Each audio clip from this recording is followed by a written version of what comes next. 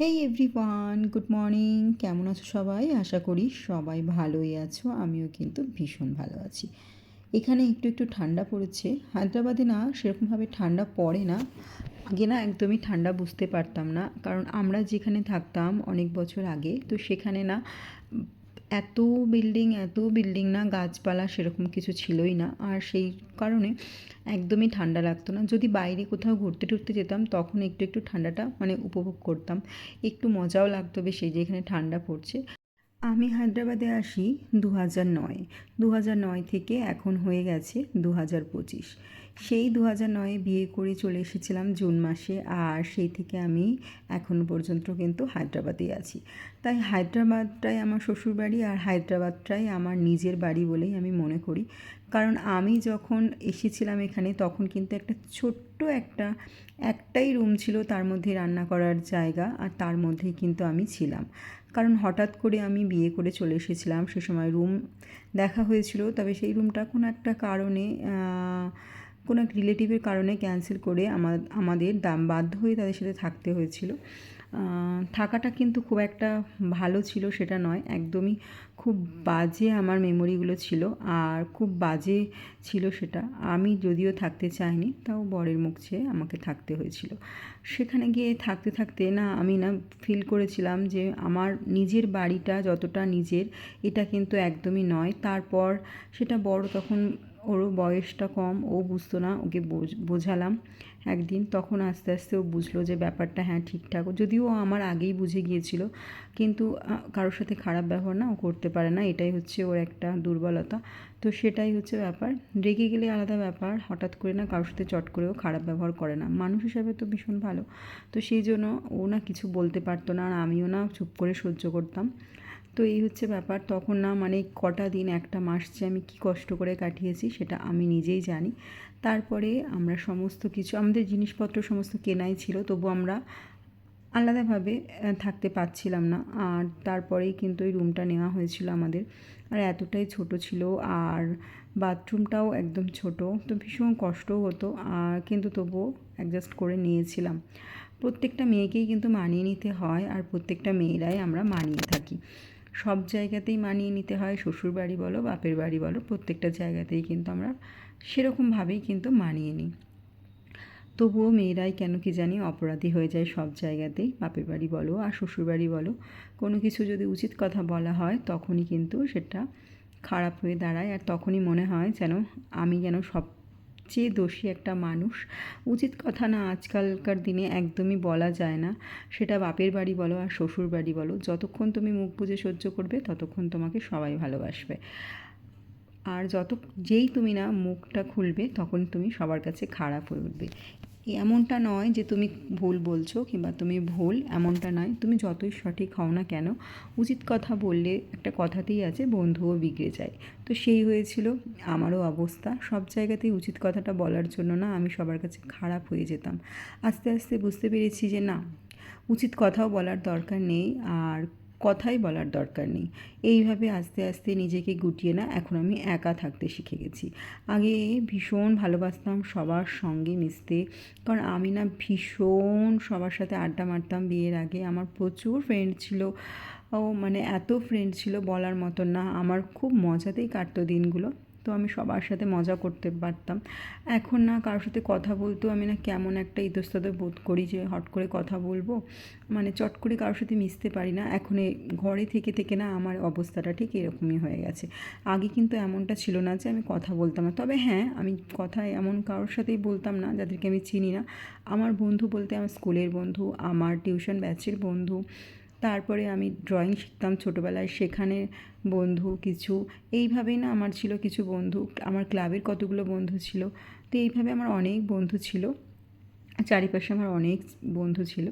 তারপরে পাড়ার কিছু বন্ধু ছিল, এইভাবে আমার বন্ধু ছিল। কিন্তু অচেনা কারোর সাথে হট করে মিশতে আমি আগেও পারতাম না, আর এখনও পারি না। আর আমার সাথে যদি আমার মনের সাথে যদি না তার মিল হয়, আমি কখনোই তার সাথে মিশতে পছন্দও করি না। যদি মনে করি মানুষটা আমার মতনই মানসিকতা, তাহলেই কিন্তু আমি তার সাথে মিশি, নয়তোবা আমি তার সাথে মেশার চেষ্টাও করি না। এই হচ্ছে আমার নেচার। কিন্তু হ্যাঁ, যখন কাউকে ভালোবাসি তখন অবশ্যই তাকে সাবধানে রিলেশানটাকে আমি বাঁচিয়ে রাখার চেষ্টা করি, আর তাকেও চেষ্টা করি সেও যেন খুব ভালো থাকে, আমার জন্য যেন সে কোনো কষ্ট না পায়। আমি সবারটাই চেষ্টা করি মনটা ভালো রাখার, প্রত্যেকের বিপদ আপদে দাঁড়াবারও চেষ্টা করি। কিন্তু হ্যাঁ, এখন না, একদমই আলাদা হয়ে গেছি। এখন আর ভালো লাগে না যে কারোর বিপদ আপদ, কারোর ভালো মন্দ কোনো কিছুতেই কারোর সাথে যেতে ইচ্ছা করে না। ওই যে প্রত্যেকটা মানুষের কাছে এতটা আঘাত পেয়েছি, আঘাত পেতে পেতে না আজ আমি এরকমই তৈরি হয়ে গেছি। আজকে মেয়ে আর বর ছাড়া আমি কাউকেই চিনি না। যদি ওদের সাথেই ঝগড়া করবো, আবার ওদের সাথেই কিন্তু আমি থাকি, কারণ ওরা হচ্ছে আমার ভালোবাসার মানুষ, আর ওরা ছাড়া তো আমি একদমই নিঃস্ব, আর ওদের ছাড়া আমি বাঁচতেও পারবো না। আর ওরা আমার কখনোই ক্ষতিও করবে না, আর মন থেকে ক্ষতিও চায় না, হিংসাও করে না। প্রতিটা মানুষের সাথে মিশে দেখেছি, প্রতিটা মানুষের সাথে থেকে দেখেছি, প্রত্যেকটা মানুষ কিন্তু ভালো কোনো দিনও কারোর চাইলো না, এটা কিন্তু আমি দেখেছি।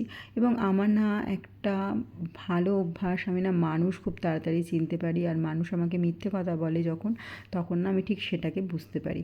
একবার বুঝতে পারি, দুবার বুঝতে পারি, তিনবারের বার আমি তার সাথে আর কথা বলার চেষ্টা করি না, কারণ আমি না ভীষণ এইগুলো ভীষণ ভালোভাবে বুঝতে পারি। ছোটোবেলা থেকেই না আমার এই বুদ্ধিগুলো খুব মাথার মধ্যে চলে, যে আমাকে কে ভালোবাসে আর আমাকে কে ভালোবাসে না, এগুলো কিন্তু আমি ভীষণ ভালোভাবে বুঝি। তবে এখন আমি গাছ নিয়ে থাকি, গাছেদের ভালোবাসি, কারণ এদেরকে ভালোবাসলে না আমি এদের থেকে অনেক কিছু পাই, আর সেই আনন্দটা না মানুষের দেওয়া আনন্দের থেকে অনেক ডবল হয়ে যায়। তো এই হচ্ছে ব্যাপার। রক্তের সম্পর্ক যখন নিজের থাকে না, তখন অন্যরা কী করে নিজের হয় বলো তো? তাই আমি ভেবেছি এবার এভাবেই বাঁচবো, এভাবেই থাকবো। আমার যেটুকুনি নিজের এর লোক ছাড়া আমি তার কারোর সাথে বেশি আর মেশামেশি করবো না, কারণ দরকারও নেই, প্রয়োজনও নেই। এক্সট্রা যত মানুষ থাকবে তত মাথা না হিবিজিবি হয়ে থাকে আমার মনে হয়।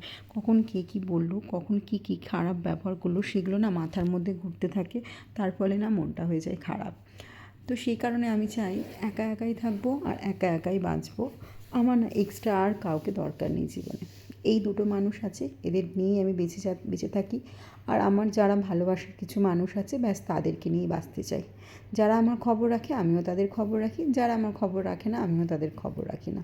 তো আমি না আজকাল এইরকমই হয়ে গেছি, আর আমার প্রয়োজনও নেই। জীবনের অনেকটা দিন আমি কাটিয়ে চলে এসেছি, অনেকটা স্ট্রাগল করেছি লাইফে। এখন আর না, আর কোনো কিছুই ভালো লাগে না।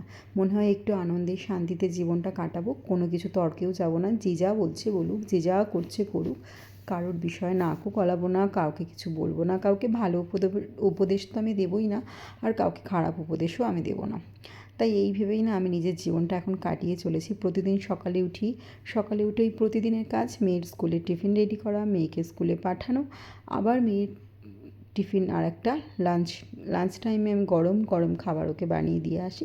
তারপরে 2টোর সময় বর আসে, বরের সাথে খাওয়া দাওয়া করি। তারপর বরের মতন একটুখানি রেস্ট করে ও বেরিয়ে যায়। তারপরে আমি আবার সংসারের কাজে লেগে পড়ি।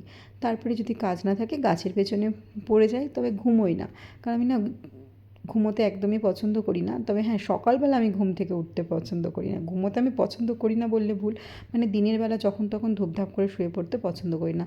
যখন দেখি আমার শরীর একদম দিচ্ছে না, আমি আর পারছি না, তখন বাধ্য হয়ে আমি শুই।